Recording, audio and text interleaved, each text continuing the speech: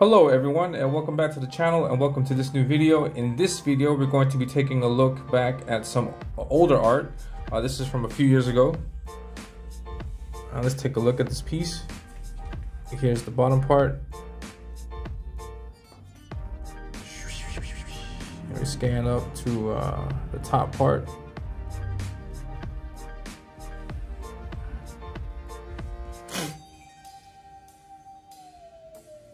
Right. So this was a cover that was done for my good friend Paul Bird. Paul Bird is the creator of Fall of Man, which is this IP. And yeah, this was done way back June 28th of 2022. So yeah, Paul contacted me way back then to see if I was open for commissions, and at the time I was. And he told me what the idea was. He wanted to do a piece of art that would be a cover, and I thought, yeah, let's do it. And he gave me the reference material for the monster. He gave me the reference material for the characters, and just said, no, just do whatever. He just gave me free reign to do whatever I like. And yeah, this is what came out. The premise of this IP just is. This is a post-apocalyptic Earth where there are people that have. It's like a nuclear fallout. I think was the reason why the Earth went to hell. So the Earth is gone, and so it's post-apocalyptic, and so the people that have survived now they have superpowers. I don't think all of them, but I think the majority of them have powers, and so now they live in these tribes, in these groups, and trying to survive in this post-apocalyptic world. And that nuclear fallout also had another consequence, also created a bunch of these gigantic monsters, like kaijus is what they call them. So these big monsters like Godzilla, that roam the earth. And so these characters, these people, these survivors, they use their powers to fight the kaiju. In some cases, they also dominate the kaiju and use them as pets, or use them to do their evil bidding. Or just whatever they need, go get me the newspaper, like kaiju, something like that. I don't know, but yeah. So that's the premise. It's monsters versus these heroes. I think very easily put. You could say that this is kaijus versus X-Men, because they have that dynamic between them. They have that kind of relationship between them, and I think it was fascinating. I thought it was a great concept. And so yeah, when he told me about what he wanted to do, that he wanted this cover, I was like, yeah, okay, let me go ahead and take a crack at it. I gave him the thumbnail, he approved it, and then I started working on this piece, and yeah, then the rest is here. So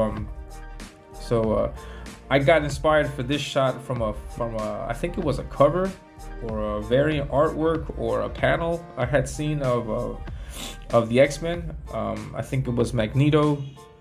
Not in this angle, but it was like Magneto at the top, and then it had the X-Men at the bottom, and they were like small. And I was like, yeah, that'd be interesting if I had like a big bad guy in the background, but then they're fighting the bad guy also. That would make sense. So I thought that would be really cool, and yeah, I went to it.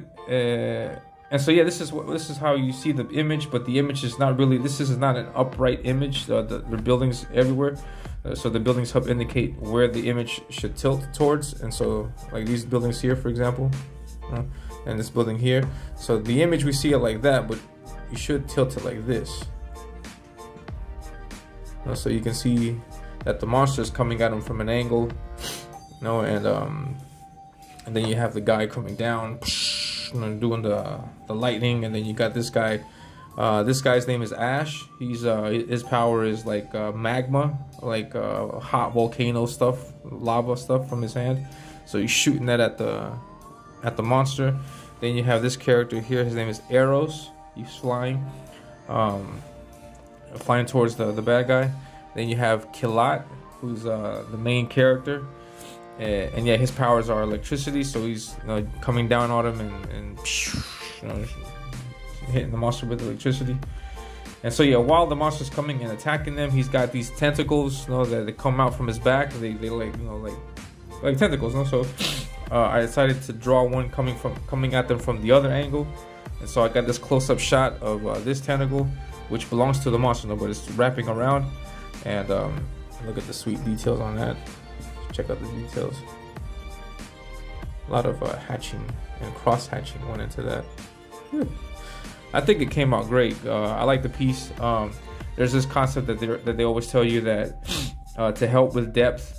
I don't know if this achieves depth. I think it does because of the. I think my personal opinion, but you could have a differing opinion. But my belief is, or I've heard people say, that in order to show depth, it's good to like ink with a thicker line weight with items that are in the front, and then items that are further in the back have a thinner line weight. So we can see that here. We can see that here, for example, this is the closest thing to the viewer. And so here, for example, I have a pretty solid outline. It's very detailed. It's got a lot of blacks in it, so it makes it come out closer to the viewer. Whereas the tentacles here, for example, if we take a look at that, the lines are much finer. There's detail in it, but it's a much finer detail. And then like that, I try to progressively do that from this starting point towards the center. So, and yeah, so I mean, the idea is to drive the viewer's eye to the monster.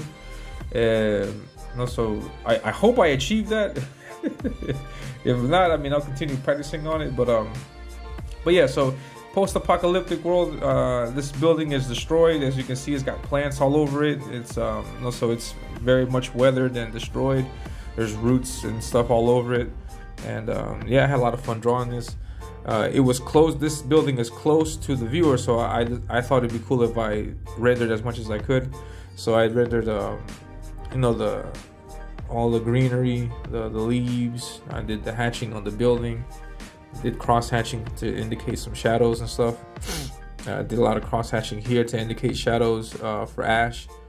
I like how he came out. He came out really nice. And then some more shrubbery here. And then there's some confusion about this. It's a destroyed building, so there's nothing inside. So this is an abandoned building. So if this is the building, then and there's no window here, what are you going to see? You should see the other side of that building. So I drew that building, but I put this dent because the way that I picture it is that the monster's got his hand on the building. So his 3 fingers here are on top. Where is his thumb? His thumb is pressing up against that building, seconds to break it. Just like right here. So I don't know if anybody caught that. I don't think the colorist caught that. But yeah, I mean, it's cool. I dig how the colorist did the rendition on this, and I'll show you that in a minute. But yeah, so here, for example, you can see his fingers digging into the wall and breaking the buildings. The building's starting to crack, everything's starting to buckle, and you see them, their last efforts to attack the monster, push the monster back, and yeah, it's got the snarling tongue with the slobber, electricity. Yeah, man, I enjoyed this piece. I had a lot of fun doing this, and yeah, and so I did the piece. I sent it over to Paul. Paul liked it. Paul loved it, and then Paul made it the cover of issue number 1. Now, this is no jab at indie creators or anything, because I know the struggle. I know what it's like. I'm in the struggle myself. Also, I hear all the time, yeah, man, I'm gonna put your art in the cover. Yeah, it's gonna be a cover, and this is gonna be a cover, and everything's a cover. But this is one of the few times where it actually happened. Again, it's not a jab at anybody, because I understand what the situation is. Sometimes we plan things and things don't go as they plan. Doesn't mean that the intention wasn't there. So it's not no jab at that. But it was really nice to see that the outcome of the art. And so here is the outcome. This is issue 1 of Fall of Man by AGE Comics. This is done by Paul Bird. He's the creator. He's also the writer. Ben Worrell is the artist, the interior artist. Jimmy G, Jimmy G, he's the colorist of the book, including the covers, including this cover. And then that name right there, that's your boy. That's me right here. And so yeah, that's me. And this is awesome. This comic is one of my prized possessions. I have this. It was bag and boarded. I just took it out the board bag. Don't think that I carry it around like this. I've only ever pulled it out like I think like 2 or 3 times. I'm talking about the comic. Get your mind out the gut. But yeah, so I've only pulled it out just a few times so I can show, I think, my sister, to show my wife when I first got it. Yeah, and I just keep this wrapped up. And so, but I'm pulling this out so you can see this, what the colors came out like, what the book came out like. It was a really good book. It was really well received. And it was a pleasure to work on it. And let's take a look inside. Here's these pages were already revealed in the campaign, so I don't think I'll be spoiling too much. The book is great quality. Here is the reference that I got for the monster.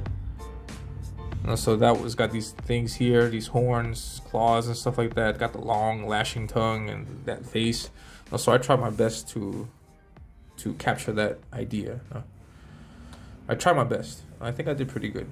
Because remember that he's like his head's not downwards, no, his head's pointing up. And like, you know, so that's why, you know, this it's got the tongue lashing out, and then here are the claws and the horns and stuff. So I tried my best to be as accurate as I can to the source material, which is always my intention with all of the characters that I draw. Because one of my pet peeves, just one of the things that I just hate the most, is when you have, for example, you have this character and then this is the character's look, but then another artist will draw it and then there's be all kinds of differences to it, and then they'll call it the same character. Like they'll put, like, I don't know, a jacket, or they'll put on no pants or something like that, and just like a bunch of these mistakes in the costume. And then I hate when artists do that. Yeah, I don't like that at all. Like, I look at costume details, and for example, the detail that's on this page is not the same as the detail on the other page. Yeah, I just don't like that at all. And so, so I try my best to be as accurate as I can. That's why when I look at reference material, I look at as many pieces as I can. So make sure that what things are consistent, what things are different from the character, and yeah, and I just go with that. So yeah, well, the reason why I'm opening this up also is because this is one of the few, or the only, no, this is the second place where my cover art is in. Now, so if you got this comic, if you got Fall of Man, the very last page, here is an ad that Paul was gracious enough to give to me for my comic. Let's take a look at the logo. It's ominous. It's got this dark gray color to it because originally it was like that. And then I got feedback. It's like, you can't see that. No, it makes perfect sense. No, you can't really see that. So I brightened up the gray on that, made it kind of silverish. So it pops out more, so it can contrast more with the black. And so yeah, so here's the cover. We're going to take a look at that in the next video, hopefully. And then he got this right here, coming soon. Because at the time I was working on this, I was I think on like page 4 or 5. And Paul asked me if I wanted to put the ad there, and I was like, I don't know, man, because I don't want to put something here and promise something to the people that later will not come out. So I wasn't sure what was the status on my comic, if I was going to finish it, if I was going to be able to have the funds to get it all colored, if I was going to be able to get it all lettered, and so many other things. So I was like, man, I don't know. But I was like, yeah, F it, yeah, go ahead, do it, put it in there, like put pressure on me also to get it done. And so he did. He put it in there. I was blown away when I saw that, and yeah, I finished that issue. And now at the end of this video, you'll see a trailer for it, and you'll see because now it's available. So if you want this for $5, you can get it. I recommend you get it because I'm in the process also of trying to get you guys a nice, really cool gift. But yeah, I don't want to say any more about that. But yeah, so check it out. Also look at the video. And in the very last video, notice the logo. There's a change in the logo. It starts off like this, and then it changes to the bright silver. See if you catch that. And then AGE from Paul, great stuff. And so this is the cover, and I'm sharing this art with you. And yeah, man. So I've struck a deal with Paul, and I think I can call it a deal. No, but yeah, we just talk all the time, and then because I done the cover for issue 1, I also did a cover for issue 2, and And I told Paul, no, like, Paul, if you need me, I will do all the covers. You know, I have no idea. I'll do art for all the covers. And he's like, yeah. And he said, yeah, go ahead, man. So I'm willing. I'm going to be doing covers for Fall of Man as long as I can. And so this is issue 1. In the future video, we'll look at issue 2, which is a double page spread. Wink, wink. And so we'll take a look at that. And then and yeah, so this is the piece. Also, something really interesting and curious about this piece is this stain here. I don't know if you can see it. I think that stain has gotten bigger since the last time I saw it. What happened? I was drawing, and I was eating that day, and I could have swore, because usually when I eat, I put everything away, you know. Oh yeah, for people who don't know, I don't have a studio of my own. I just draw wherever I can. Sometimes I end up drawing in the dining room. But yeah, I just draw wherever I can. And so at the time where I was drawing, I was in the dining room. I could have swore I put this away, and I was eating, and then I finished eating. I washed my hands. I did everything before I started drawing again. And then when I came back to the piece, there was like one piece of like I think it was meat or a piece of egg or something like that was on the page, and it wasn't like a piece of food. Actually, it was like a stain from the sauce or something. And I was like, oh, no. And I got a napkin and I tried to clean it as best as I could, and I just couldn't do it. I wasn't worried about it, and I didn't say anything to Paul about it, because my logic normally when things like this happen, or for example, like if I get like a scuff on the art, normally what I do is I just wait until I'm working on it, and then in 9 times out of 10, like that smudge will get covered by black. No, so I don't have to worry about cleaning it off. No, sometimes it get covered by black, and so I don't have to worry about it. I just draw it, and like, oh, okay, this is gonna be. It ends up being part of the shadow, so I just black it all out, and then problem solved. There's no stain, nobody sees it. But this was right on the spot where it's got like more of the of the lighter areas to it, and I was like, crap. And I was thinking that I may have to cover that with black, but no. After I was drawing everything, I was like, no, that's right there, right dab in the middle of the light source. So I was like, ah, fuck. So I just left it.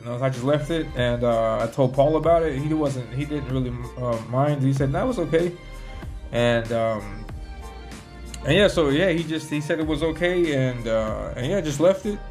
Luckily, when I scanned it, which is the beauty of digital art, you can scan it, and then once you scan it, you can clean that out. You know, you can just there's this thing where it just goes from black and white line art, and you just do that, and then this just comes off completely. And so luckily, it didn't do much harm to that. But yeah, that's really interesting. So it's got a stain on it. Some people say that no, those kinds of stains give it more value. Well, if that's the case, this has a lot of value. So yeah, so that's the piece. I don't want to take up any more of your time. I hope you enjoyed the video. This is me taking a look at the cover art for Fall of Man issue number 1.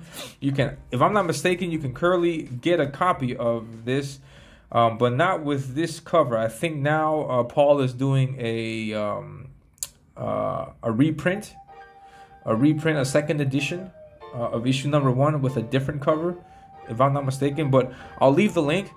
Paul is running a Kickstarter on this. I'm not a fan of Kickstarter at all, but Paul is my boy, so I'm gonna put that information in the description below. So take a look at that. Back the comic, get it. The comic is already done. It's done. It's right here. So all you're gonna do is just back it, give Paul his money, and he'll send you the comic. And you can take a look at this sweet,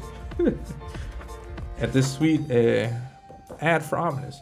But yeah, so Fall of Man, Paul Byrd, check it out. It's on Fund My Comic. No, I'm sorry, it's on Kickstarter. It was on Fund My Comic. I don't know if it is.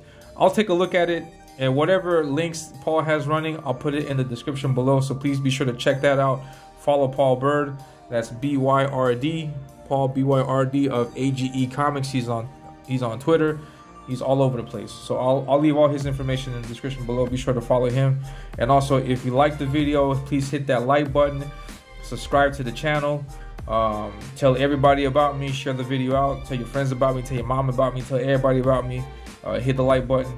And if you didn't like the video, guess what? Hit that like button anyways. Yes, the visualizations help the channel out so it can grow, and then more people can dig this awesome kaiju art.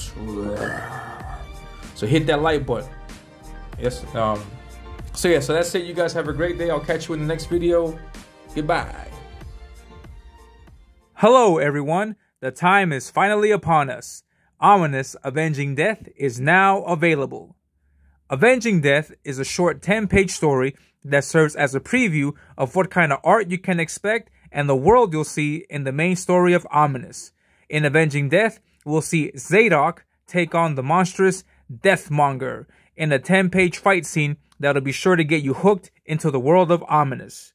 All of the artwork is done, including the line art, which was done by me, the colors, which were done by Emmanuel Orlas, and the lettering, which was done by Paul Bird. So grab your copy of the digital PDF file today for only $5. That's right, $5. Contact me in my DMs on Twitter for more information. Now, coming up next is the official trailer of Ominous Avenging Death. Enjoy.